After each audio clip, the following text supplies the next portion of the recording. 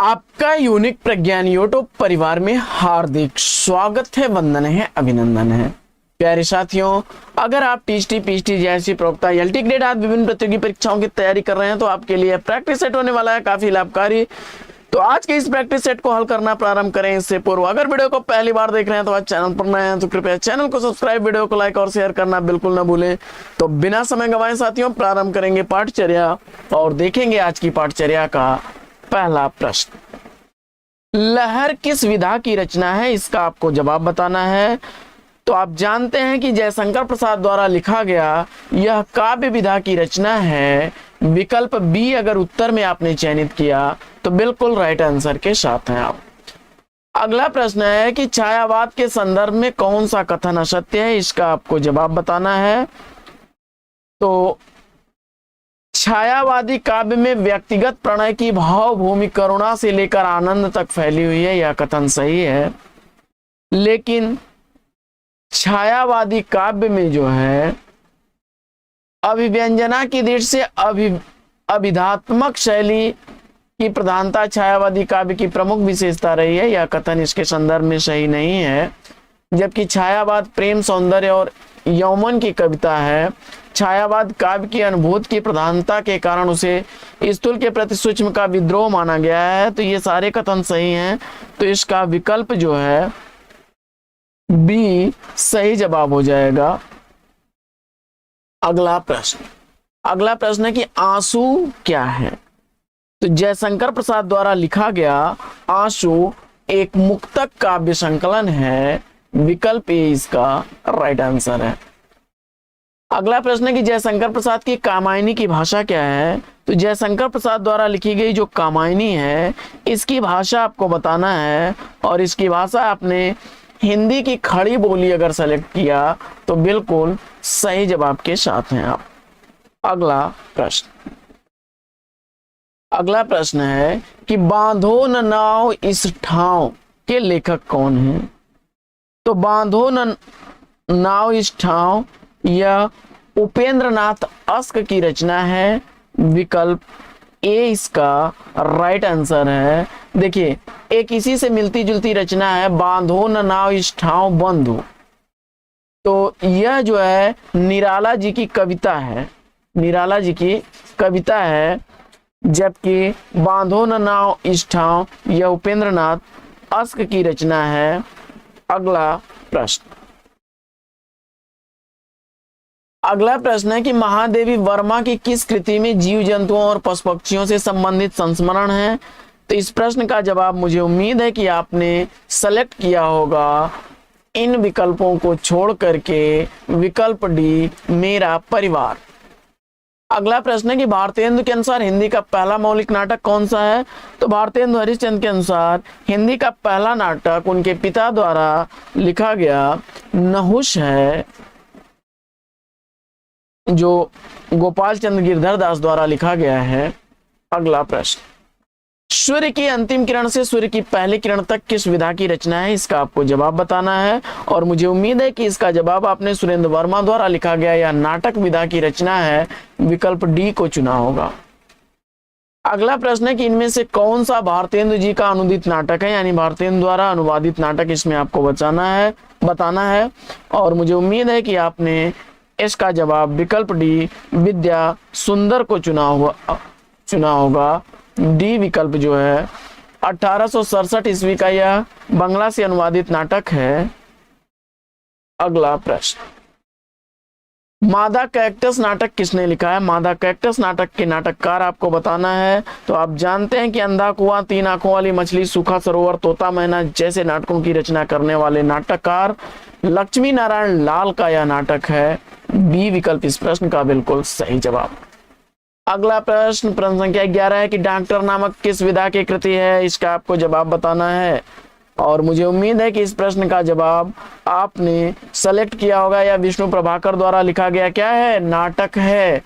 तो विकल्प ए के साथ अगर आप हैं तो बिल्कुल सही जवाब के साथ हैं।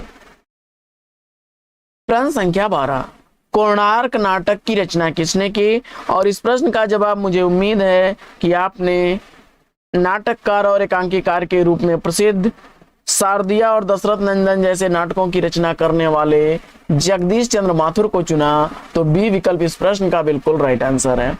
अगला प्रश्न है कि जन्मेजय का नाग यज्ञ किसकी रचना है? तो आप जानते हैं कि अजात शत्रु, कामना, स्कंदगुप्त, चंद्रगुप्त, ध्रुवस्वामिनी जैसी रचनाओं के रचनाकार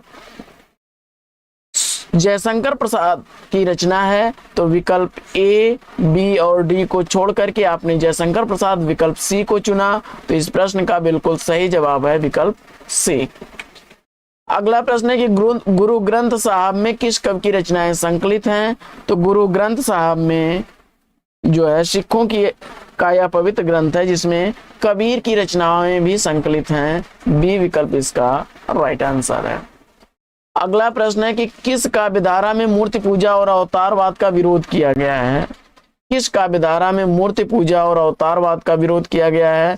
तो देखिए ये धाराएं जो दिखाई दे रही हैं, ये तीनों धाराएं मूर्ति पूजा और अवतारवाद को मानने वाली हैं, जबकि संत काव्यधारा जिसे निर्गुण काव्य परंपरा के अंतर्गत रखा जाता है, माना जाता है। तो बी विकल्प इसका राइट आंसर हो जाएगा। अगला प्रश्न, अगला प्रश्न है कि द्वैतवाद किस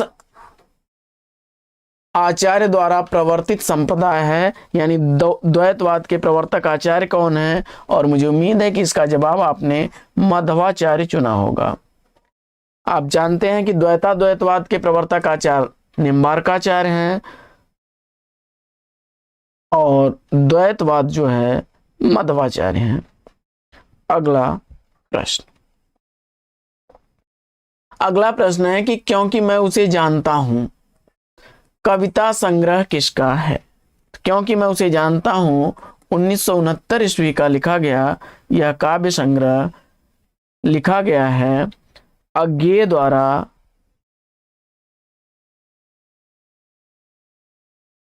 विकल्प ए इसका राइट आंसर है। अगला प्रश्न है कि शिव शंभू के चिट्ठे के लेखक कौन है? शिव शंभू के चिट्ठे किसके द्वारा लिखा गया है, इसका आपको जवाब बताना है। तो अगर आपने निबंधकार बाल मुकुंद गुप्त को चुना तो डी विकल्प इस प्रश्न का बिल्कुल राइट आंसर है। अगला प्रश्न है कि तुलसीदास चंदन घिसें के लेखक कौन हैं? और तुलसीदास चंदन घिसें यह हिंदी के समकालीन व्यंगकार जो हैं हरिशंकर परसाई जी हैं। विकल्प 20 का राइट आंसर है। अगला प्रश्न, पुष्टि मार्ग की स्थापना किसने की थी? तो पुष्टि मार्ग की स्थापना करने वाले जो हैं वल्लभाचार्य हैं। अगला प्रश्न, अगला प्रश्न है कि 84 वैष्णवन की वार्ता और 252 वैष्णवन की वार्ता क्या है? तो अगर यह देखा जाए तो मुख्य रूप से जो है 84 वैष्णवन की वार्ता और 252 वैष्णवन की वार्ता यह कृष्ण कवियों की जो है जीवन वृत्त हैं। विकल्प इसमें अगर आपने ए का चयन किया है तो बिल्कुल राइट आंसर के साथ हैं आप। अगला प्रश्न है कि अष्टचाप की स्थापना 1565 ईस्वी में किसने की? तो अष्टचाप की स्थापना जो है करने वाले हैं विठलनाथ। उन्होंने 4 अपने और 4 वल्लभाचार्य के शिष्यों को मिला करके अष्टचाप की स्थापना की थी। अगला प्रश्न, अगला प्रश्न है कि सूरदास किस रस का कोना कोना झांकाए हैं? सूरदास किस रस का कोना कोना झांकाए हैं, इसका आपको जवाब बताना है। और इस प्रश्न का जवाब अगर आपने सेलेक्ट कर लिया वात्सल्य रस तो विकल्प डी इस प्रश्न का बिल्कुल सही जवाब। अगला प्रश्न है कि तुलसीदास की कौन सी रचना ब्रज भाषा में है, इसका आपको जवाब बताना है। तो तुलसीदास की इसमें से कवितावली ब्रज भाषा की रचना है। विकल्प 20 का राइट आंसर है। अगला प्रश्न है कि तुलसीदास किस दार्शनिक मत के भक्त कवि थे, इसका आपको जवाब बताना है। और प्रश्न संख्या 25 का जवाब अगर आपने भक्ति काल में सगुण काव्यधारा के अंतर्गत तुलसीदास जो हैं वे विशिष्टाद्वैतवाद से प्रभावित हैं। विकल्प डी इसका राइट आंसर हो जाएगा।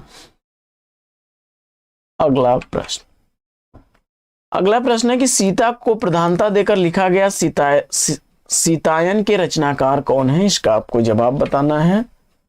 और इस प्रश्न का जवाब अगर आपने चयनित कर लिया रामप्रिया शरण को तो डी विकल्प इसका राइट आंसर हो जाएगा। अगला प्रश्न है कि आचार्य रामचंद्र शुक्ल ने प्रेमाख्यानक काव्य परंपरा का प्रथम कवि किसे माना है। तो इस प्रश्न का जवाब अगर आपने चयनित कर लिया है कुतुबन को तो बिल्कुल राइट आंसर है विकल्प डी। अगला प्रश्न है कि पद्मावत में रत्नसेन किसका प्रतीक है। तो पद्मावत में रत्नसेन जो है वह मन का प्रतीक है। पद्मावत में जो है रतनसेन मन का प्रतीक है, जबकि जो है चित्तौड़ शरीर का प्रतीक है और रानी पद्मावती जो है वह बुद्धि का प्रतीक है। अगला प्रश्न, कुछ आप बीती कुछ जग बीती संस्मरण के लेखक कौन है। तो कुछ आप बीती कुछ जग बीती संस्मरण भारतेंदु हरिश्चंद्र द्वारा लिखा गया संस्मरण है। विकल्प सी इस प्रश्न का बिल्कुल सही जवाब। अगला प्रश्न है कि सही युग्म का चयन कीजिए। तो इसमें से सही युग्म कौन सा है, इसका आपको जवाब बताना है। तो दिए गए विकल्पों में जो है आखिरी चट्टान तक मोहन राकेश की रचना है। विकल्प डी इसका राइट आंसर हो जाएगा।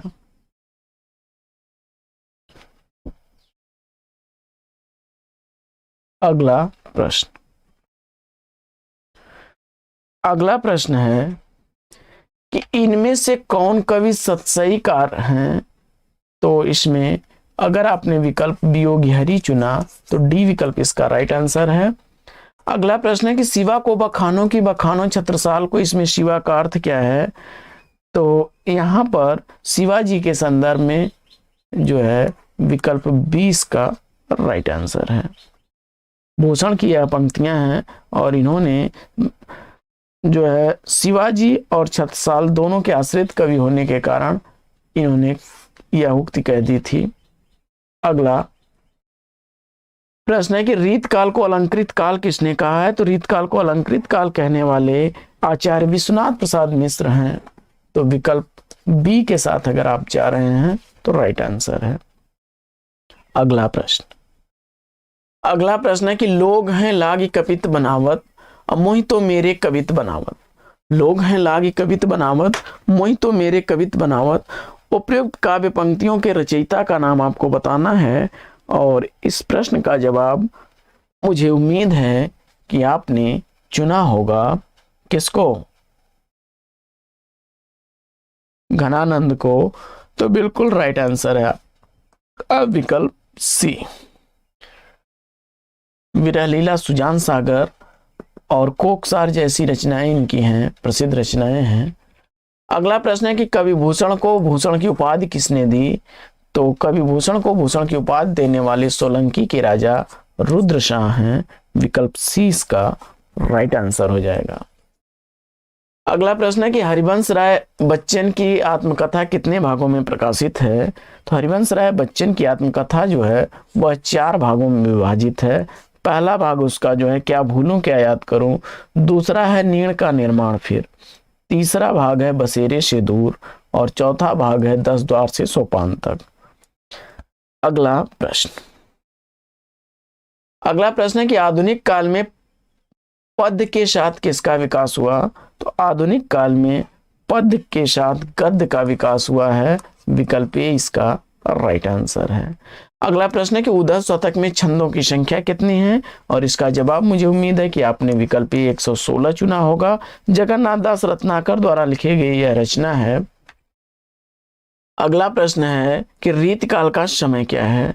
तो रीतकाल का समय अगर आपने सेलेक्ट कर लिया है विकल्प इसमें सी तो बिल्कुल क्षमा करें विकल्प बी 1700 से 1900 विक्रमी संवत तक, तो बी विकल्प इस प्रश्न का बिल्कुल राइट आंसर हो जाएगा। 1050 से 1375 तक जो है यह आदिकाल का समय है, जबकि 1375 से 1700 विक्रमी संवत यह भक्ति काल का समय है। तो रीत काल का समय 1700 से 1900 विक्रमी संवत तक है, और आधुनिक काल 1900 विक्रमी संवत से आज तक, यानी जब तक इतिहास लिखा गया तब तक के संदर्भ में कहा गया है। अगला प्रश्न है कि हिंदी साहित्य के इतिहास लेखन की परंपरा का सूत्रपात किसने किया है, और इस प्रश्न का जवाब मुझे उम्मीद है कि फ्रेंच विद्वान गार्सा द ताशी को आपने चुना होगा, जिन्होंने इस्तवार द लालित त्रेत्यूर हिंदुस्तानी नामक इतिहास ग्रंथ लिखा था। तो विकल्प 20 का राइट आंसर है। अगला प्रश्न है कि भक्ति काल का नाम पूर्व मध्यकाल किस आचार्य ने दिया है। भक्ति काल का नाम पूर्व मध्यकाल देने वाले हैं आचार्य हजारी प्रसाद द्विवेदी। विकल्प डी इसका राइट आंसर है। अगला प्रश्न है कि हिंदी साहित्य में कलम का सिपाही किसे कहा गया है। तो हिंदी साहित्य में कलम का सिपाही मुंशी प्रेमचंद्र को कहा गया है। अगला प्रश्न, कलम का सिपाही उनकी जीवनी है जो उनके पुत्र अमृत राय ने लिखी थी। अमृत राय द्वारा लिखी गई यह जीवनी है। अगला प्रश्न है कि आत्मा की आंखें के अनुवादक थे। तो आत्मा की आंखें कविता संग्रह जो है इसके अनुवादक जो हैं रामधारी सिंह दिनकर हैं। विकल्प ए इसका राइट आंसर है। अगला प्रश्न है कि वीर गाथा कालीन रासो काव्यों में निम्नलिखित में से किस विषय का वर्णन नहीं है। तो इसमें मुझे उम्मीद है कि आपने विकल्प सी चुना होगा, कृष्ण लीला का प्रतिपादन।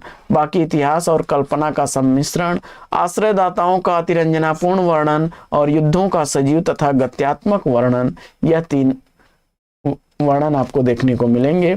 तो विकल्प सी के साथ आप राइट आंसर के साथ हैं। अगला प्रश्न है कि अपभ्रंश काव्य का सुप्रसिद्ध छंद कौन सा है। इसका आपको जवाब बताना है, और इस प्रश्न का जवाब अगर आपने पद्धरिया सेलेक्ट किया है तो बिल्कुल सही जवाब है। अगला प्रश्न है कि खड़ी बोली में सबसे पहले काव्य सृजन करने वाले कवि कौन हैं। तो इसमें अगर आपने विकल्प ए अमीर खुसरो को चुना तो बिल्कुल सही जवाब के साथ हैं। इन्हें खड़ी बोली का पहला कवि कहा जाता है। अगला प्रश्न है कि वेपथु कैसा अनुभव है। तो यह एक सात्विक अनुभव है। विकल्प सी इसका राइट आंसर है। अगला प्रश्न है कि सदियों का संताप किसकी रचना है। तो सदियों का संताप कृति के रचनाकार आपको बताना है, और जवाब में अगर आपने ओम प्रकाश वाल्मीकि को चुना तो बिल्कुल राइट आंसर है। दलित विमर्श के लेखक हैं ये। अगला प्रश्न है कि निम्नलिखित में से कौन सी रचना धर्मवीर भारती की नहीं है। इसका आपको जवाब बताना है। तो इसमें जो है ठंडा लोहा, 7 गीत वर्ष और कर्णप्रिया धर्मवीर भारती की रचना है, जबकि सूर्य का स्वागत यह दुष्यंत कुमार की रचना है। दुष्यंत कुमार को गजलों का राजकुमार भी कहा जाता है। विकल्प डी इसका राइट आंसर है। अगला प्रश्न है कि हरी घास पर क्षणभर शीर्षक काव्य संकलन के रचयिता कौन है, और इस प्रश्न का जवाब अगर आपने इत्यलम, सागर मुद्रा, आंगन के पार द्वार, कितनी नावों में कितनी बार जैसी रचनाओं के रचनाकार अज्ञेय को चुना तो बिल्कुल सही जवाब के साथ है। अगला प्रश्न है कि निम्न में से कौन सा ग्रंथ बृहत्त्रयी में आता है। तो बृहत्त्रयी का ग्रंथ इसमें आपको बताना है। तो आप जानते हैं कि शिशुपाल वधम, न्यासधी चरितम और किरातार्जुनीयम, ये 3 ग्रंथ जो हैं बृहत्त्रयी के हैं। तो डी विकल्प इसका राइट आंसर हो जाएगा। अगला प्रश्न है कि फूल नहीं रंग बोलते हैं किसका काव्य संग्रह है। फूल नहीं रंग बोलते हैं यह केदारनाथ अग्रवाल का प्रमुख काव्य संग्रह है। तो विकल्प ए के साथ आप सही उत्तर के साथ हैं। प्रश्न संख्या 53 साथियों, प्रेमचंद्र के तीसरे दौर की कहानियां किस श्रेणी में आती हैं। इसका आपको जवाब बताना है। मुंशी प्रेमचंद्र की जो प्रारंभिक दौर था वो तो आदर्शवादी था, परंतु बाद में ये गांधीवादी विचारधारा से होते हुए यथार्थवादी दृष्टिकोण को अपना लिया। तो इनकी जो तीसरे दौर की कहानियां हैं वह यथार्थवादी हैं। विकल्प ए इसका राइट आंसर है। अगला प्रश्न, अगला प्रश्न है कि निम्नलिखित में से राजेंद्र यादव की कहानी कौन सी है, इसका आपको जवाब बताना है। तो राजेंद्र यादव द्वारा लिखी गई कहानी इसमें बताना है, और आपने जहां लक्ष्मी कैद है विकल्प बी अगर चुन लिया तो बिल्कुल राइट आंसर के साथ हैं। देवताओं की मूर्तियां, खेल खिलौने, अभिमन्यु की आत्महत्या जैसी रचनाएं राजेंद्र यादव द्वारा लिखी गई कहानियां हैं। इसके अलावा तलाश जो है यह कहानी कमलेश्वर की लिखी गई है, जबकि एक और जिंदगी मोहन राकेश की कहानी है और जैनेन्द्र कुमार द्वारा लिखी गई है एक दिन, यह जैनेन्द्र द्वारा लिखी गई है। अगला प्रश्न है कि किस सदी में गद्य की एक नई विधा का विकास हुआ जिसे कहानी के नाम से जाना जाता है, और इस प्रश्न का जवाब मुझे उम्मीद है कि आपने विकल्प 19वीं सदी चुना होगा बी, तो बिल्कुल राइट आंसर है। अगला प्रश्न है कि आचार्य रामचंद्र शुक्ल की द्वारा लिखित 11 वर्ष का समय किस विधा की रचना है। तो आप जानते हैं कि 1903 ईस्वी में प्रकाशित यह कहानी विधा की रचना है जो सरस्वती पत्रिका में प्रकाशित हुई थी। अगला प्रश्न, निम्नांकित में से कौन सा काव्य ग्रंथ नहीं है, इसका आपको जवाब बताना है, और इस प्रश्न का जवाब मुझे उम्मीद है कि आपने रसज्ञ रंजन चुना होगा, तो सी विकल्प इसका राइट आंसर हो जाएगा। अगला प्रश्न है कि साकेत की कथा का मुख्य संबंध किसके चरित्र विकास से जुड़ा हुआ है, और इस प्रश्न का जवाब मुझे उम्मीद है कि आपने जो है यह कथा राम सीता पर न आधारित होकर के उर्मिला और लक्ष्मण पर आधारित है, विकल्प 20 का राइट आंसर है। लक्ष्मण और उर्मिला की कहानी है मुख्य तौर पर। अगला प्रश्न है कि ठेठ हिंदी का ठाठ किस विधा की कृति है। ठेठ हिंदी का ठाठ किस विधा की रचना है, इसका आपको जवाब बताना है, और इस प्रश्न का जवाब अगर आपने चयनित कर लिया है उपन्यास विधा, तो विकल्प सी इसका राइट आंसर है। अगला प्रश्न है कि निर्मला किसका उपन्यास है। निर्मला किसका उपन्यास है, इसका आपको जवाब बताना है। तो इस प्रश्न का जवाब अगर आपने मुंशी प्रेमचंद्र को चुना है तो वी विकल्प इसका राइट आंसर है। अगला प्रश्न है कि नौकर की कमीज साहित्य किस विधा की रचना है। नौकर की कमीज जो है किस विधा की रचना है, इसका आपको जवाब बताना है, और इस प्रश्न का जवाब मुझे उम्मीद है कि आपने जो है विनोद कुमार शुक्ल द्वारा लिखा गया यह जो है उपन्यास है, विकल्प 20 का राइट आंसर है। अगला प्रश्न है कि ग्लोबल गांव देवता किसकी कृति है। तो ग्लोबल गांव देवता यह रणेंद्र की रचना है, विकल्प ए इसका राइट आंसर है। यह भी रणेंद्र द्वारा लिखा गया उपन्यास विधा की रचना है। अगला प्रश्न है कि निम्नलिखित में से मृदुला गर्ग का उपन्यास कौन सा है। तो मृदुला गर्ग द्वारा लिखा गया उपन्यास इसमें मैं और मैं है, विकल्प ए इसका राइट आंसर हो जाएगा। अगला प्रश्न है कि वीरांगना नामक उपन्यास के रचयिता कौन है। तो वीरांगना नामक उपन्यास राम नरेश त्रिपाठी द्वारा लिखा गया है, विकल्प 20 का सही उत्तर है। अगला प्रश्न है कि काला जल का कथानक किस समस्या से संबंधित है। काला जल का कथानक स्त्री उत्पीड़न की समस्या से संबंधित है, बी विकल्प इसका राइट आंसर हो जाएगा। अगला प्रश्न है कि रूपा जीवा उपन्यास है। रूपा जीवा उपन्यास है तो यह लक्ष्मी नारायण लाल का उपन्यास है, विकल्प ए इसका राइट आंसर है। अगला प्रश्न है कि धनिया और झुनिया प्रेमचंद के किस उपन्यास के पात्र हैं। धनिया और झुनिया मुंशी प्रेमचंद द्वारा लिखे गए गोदान उपन्यास के पात्र हैं, विकल्प 20 का सही उत्तर है। अगला प्रश्न है कि अरे यावर रहेगा याद किस विधा की रचना है, और मुझे उम्मीद है कि आपने इसका जवाब अज्ञे ही चुना होगा। क्षमा करें, अज्ञे द्वारा लिखा गया यह जो है यात्रा साहित्य है, बी विकल्प इसका राइट आंसर हो जाएगा। अगला प्रश्न है कि निम्नलिखित रचनाओं में कौन सा यात्रा वृत्त है? तो यात्रा वृत्तांत इसमें जो है चीणों पर चांदनी निर्मल वर्मा द्वारा लिखा गया यह यात्रा साहित्य है, जबकि भूले बिसरे चित्र यह उपन्यास विधा की रचना है। भगवती चरण वर्मा की यह रचना है। और अपनी खबर आत्मकथा है पांडे बेचन शर्मा उग्र की, यह आत्मकथा विधा की रचना है। और पथ के साथी महादेवी वर्मा का संस्मरण है।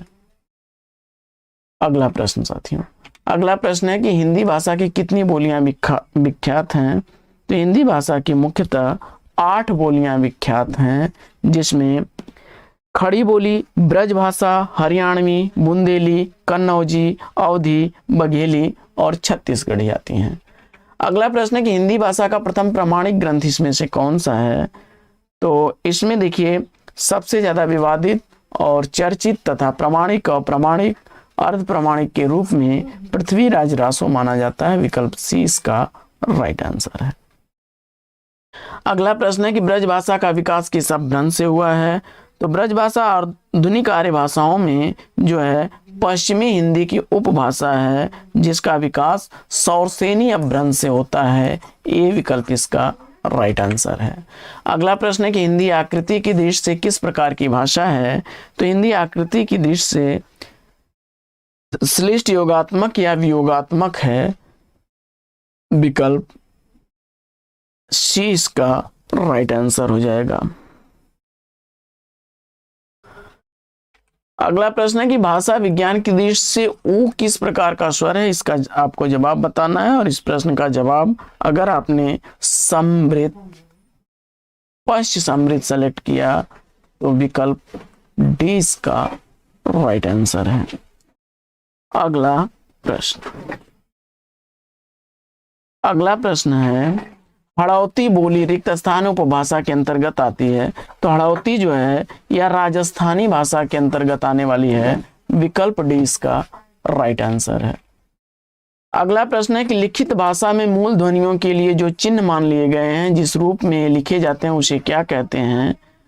तो इस प्रश्न का जवाब हो जाएगा उसे आप लिपि कहते हैं। बी विकल्प इसका सही जवाब। अगला प्रश्न है कि निम्न में से घोष वर्ण कौन सा है? तो इसमें अगर आपने विकल्प ज चुना है तो बिल्कुल राइट आंसर है। अगला प्रश्न है कि निम्न में से ओष्ठ वर्ण कौन सा है? तो ओष्ठ वर्ण अगर आपने विकल्प डी चुना है तो राइट आंसर है आपका।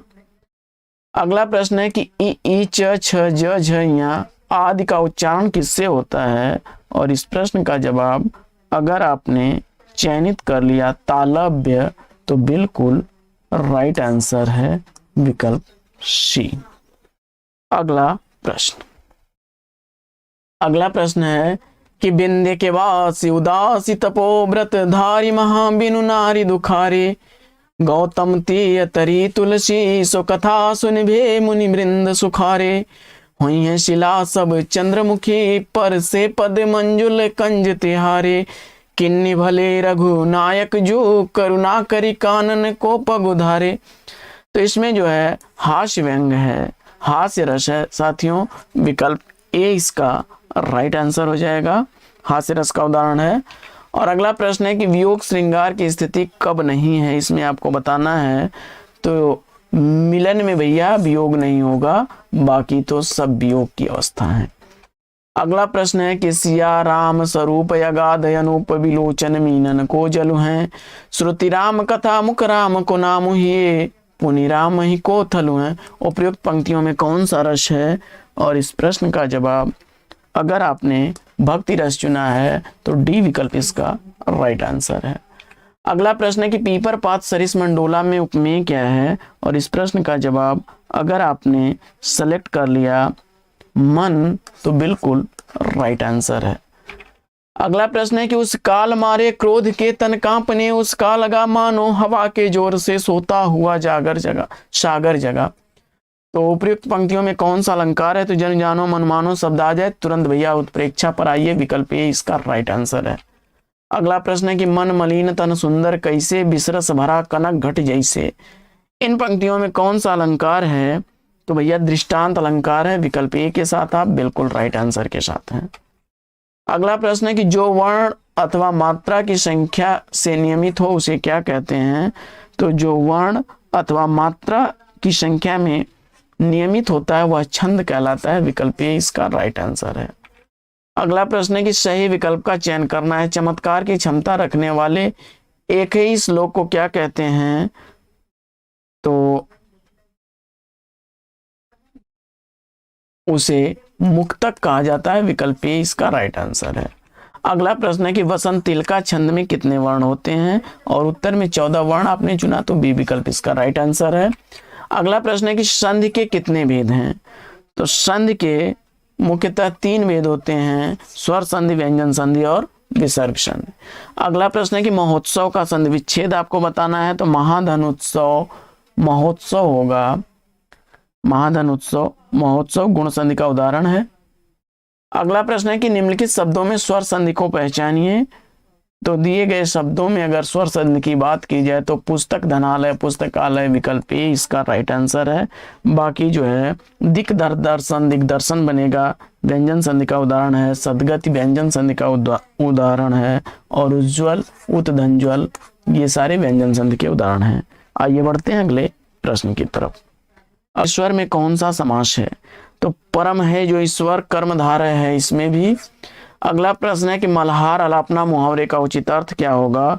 तो जवाब हो जाएगा चैन से जिंदगी काटना। विकल्प सी इसका राइट आंसर है।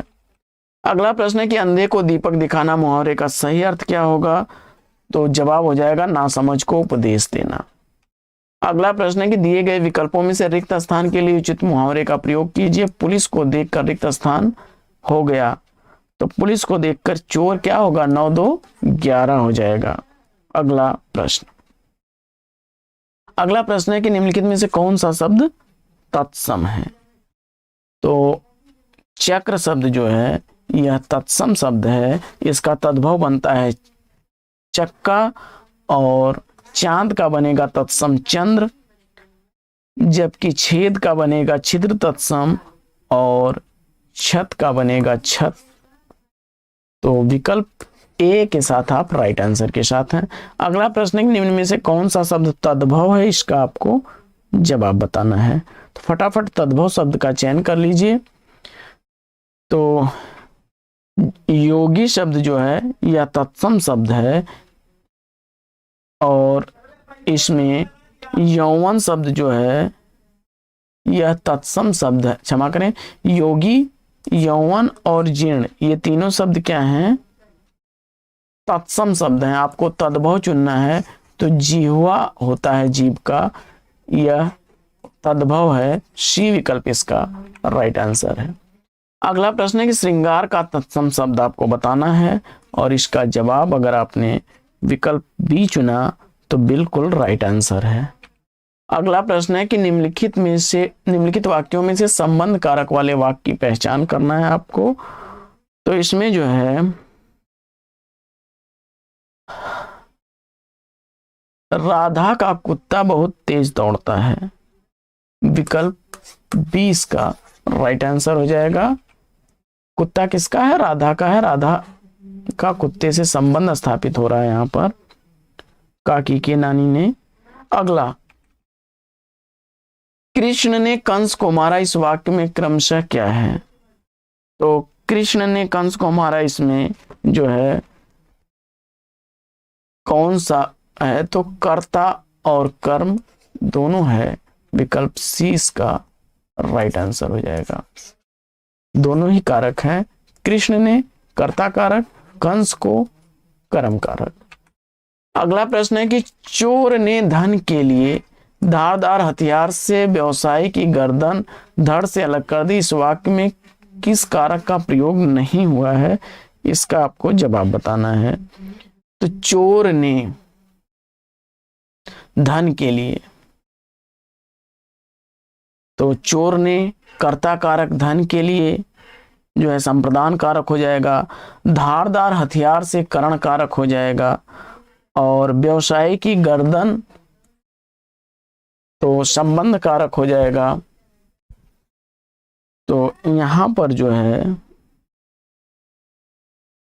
आपादान है, संबंध है, करण है, लेकिन अधिकरण कारक नहीं है। तो विकल्प डी इसका राइट आंसर हो जाएगा। जब धड़ से अलग हो रहा है तो यहां पर आपका जो है आपादान हो जा रहा है। अगला प्रश्न है कि लिंग संबंधी अनुपयुक्त विकल्प निम्नलिखित में से कौन सा है। तो इस प्रश्न का जवाब आपका विकल्प जो है कर्ता कर्त्री, ये होगा, ये वाला त्री। तो विकल्प डी इसका राइट आंसर है। अगला प्रश्न है कि निम्नलिखित विकल्पों में से दाता शब्द का स्त्रीलिंग चुनना है आपको, और जवाब हो जाएगा दात्री। तो सी विकल्प इसका राइट आंसर है। अगला प्रश्न है कि समित शब्द का बहुवचन क्या होगा। समित शब्द का बहुवचन बनेगा समितियां। समितियां विकल्प 20 का राइट आंसर है। अगला प्रश्न है कि जिसकी मत झट सोचने वाली हो उसके लिए एक शब्द क्या बनेगा। और इस प्रश्न का जवाब अगर आपने सेलेक्ट कर लिया प्रत्युत्पन्नमति विकल्प बी को तो बिल्कुल सही जवाब। अगला प्रश्न है कि अनिच्छा में प्रयुक्त उपसर्ग कौन सा है। और इस प्रश्न का जवाब मुझे उम्मीद है कि आपने अन चुना होगा, तो बी विकल्प बिल्कुल सही जवाब। अगला प्रश्न है कि शुद्धि का तिर्यक बहुवचन दिए गए विकल्पों में से कौन सा होगा। और इस प्रश्न का जवाब मुझे आपने जोड़ा बनाया होगा सुधीजन। तो विकल्प 20 का राइट आंसर हो जाएगा। अगला प्रश्न है कि दिए गए विकल्पों में से अनुकूल का विरुद्धार्थी शब्द कौन सा है, यानी अनुकूल का आपको विलोम बताना है, और आपने प्रतिकूल चुना तो डी विकल्प इसका राइट आंसर है। अगला प्रश्न है कि तुरंग शब्द का पर्यायवाची आपको बताना है। तो तुरंग जो है किसका पर्यायवाची है, तो इसमें वाज का पर्यायवाची हो जाएगा, वी विकल्प इसका राइट आंसर हो जाएगा। यह घोड़ा का पर्यायवाची होता है। अगला प्रश्न है कि संदेह संशय में संदेह का अर्थ जहां मन में कुछ होने की शंका का होना है, वहीं संशय का अर्थ क्या होगा, इसका आपको जवाब बताना है। तो इस प्रश्न का जवाब फटाफट उत्तर चयनित करिए। तो इसका जवाब हो जाएगा आपका वास्तविकता के लिए अनिश्चय की स्थिति, विकल्प डी इसका राइट आंसर हो जाएगा। अगला प्रश्न है कि दिए गए विकल्पों में से कौन सा वाक्य शुद्ध है, इसका आपको जवाब बताना है। और इस प्रश्न का जवाब आपने विकल्प बी अगर चुना है तो बिल्कुल राइट आंसर है, आपकी शंकाओं का समाधान हो जाएगा। अगला प्रश्न है कि श्यामा बुद्धिमती बालिका अस्ति का हिंदी अनुवाद क्या होगा। और इस प्रश्न का जवाब अगर आपने श्यामा चतुर लड़की है चुना है तो ए विकल्प इसका राइट आंसर है। अगला प्रश्न है कि काशी बड़ी नगरी है, इसका संस्कृत अनुवाद आपको बताना है। और इसका जवाब अगर आपने चुना काशी विशाला नगरी अस्ति तो डी विकल्प इसका राइट आंसर हो जाएगा। अगला प्रश्न है कि निम्न में से नाटक के नायक और नायिका पुरुरवा का एवं उर्वशी हैं। किस नाटक के नायक और नायिका पुरुरवा और उर्वशी हैं, इसका आपको जवाब बताना है। और इसका जवाब अगर आपने सेलेक्ट कर लिया विक्रमोर्वशीयम तो वी विकल्प इसका राइट आंसर हो जाएगा। अगला प्रश्न है कि संस्कृत व्याकरण में भूतकाल में कितने लकार होते हैं, तो जवाब हो जाएगा 3। अगला प्रश्न है कि बालिके अत्र, यहाँ संधि कौन सी है, बालिके अत्र में संधि आपको बताना है। और जवाब आपने प्रकृति भाव चुना है तो बिल्कुल राइट आंसर है। अगला प्रश्न है कि अस्था धातु का भाववाच्य रूप क्या बनेगा, जवाब हो जाएगा स्थियते, विकल्प सी इसका सही जवाब। अगला प्रश्न है कि निम्न में से कौन सा युग्म अशुद्ध है, इसका आपको जवाब बताना है। और इसका जवाब अगर आपने विकल्प डी चुना है नाट्य शास्त्र मम्मट तो बिल्कुल राइट आंसर है। यह जो है नाट्य शास्त्र किसके द्वारा लिखा गया है, कमेंट्स करके आप लोग बताइए। अगला बाकी अष्टाध्यायी पाणिनि की है, निरुक्त यास्क की है और शिशुपाल बधम माघ की रचना है। अगला प्रश्न है कि दा धात लट लकार प्रथम पुरुष का एक वचन क्या बनेगा, और इसका जवाब अगर आपने ददंती सेलेक्ट किया तो बिल्कुल राइट आंसर है आपका। अगला प्रश्न है कि निम्न में से कौन सा युग्म गलत है, तो इसमें गलत युग्म आपका है विकल्प डी। अगला प्रश्न है कि उरु शब्दार्थ है, तो इस प्रश्न का जवाब हो जाएगा विकल्प डी। अगला प्रश्न है कि बुद्धि धन धी बुद्धि संधि सूत्र कौन सा बन रहा है, तो इसका जवाब हो जाएगा आपका झलाम जस्यसी, विकल्प 20 का राइट आंसर हो जाएगा। और अगला प्रश्न है अस धातु का लिट लकार रूप क्या बनेगा, और इसका जवाब अगर आपने विकल्प सी चुना है तो राइट आंसर के साथ हैं आप। अगला प्रश्न है कि शुद्ध वाक्य कौन सा होगा, और इसका जवाब अगर आपने विकल्प बी चुना अलम हस्तेन तो बिल्कुल राइट आंसर के साथ हैं आप। तो साथियों आज की पाठचर्या लेंगे यहीं पर विराम। वीडियो को लाइक और शेयर कर दीजिए। चैनल पर पहली बार है तो चैनल को सब्सक्राइब कर लीजिए। फिर मिलते हैं आपसे अगले वीडियो में एक नए प्रकरण, एक नया टॉपिक, एक नए अंदाज में। तब तक के लिए लेंगे आपसे विदा। आपका जीवन मंगलमय हो। बेस्ट विशेष बेस्ट आप लग। जय हिंद साथियों।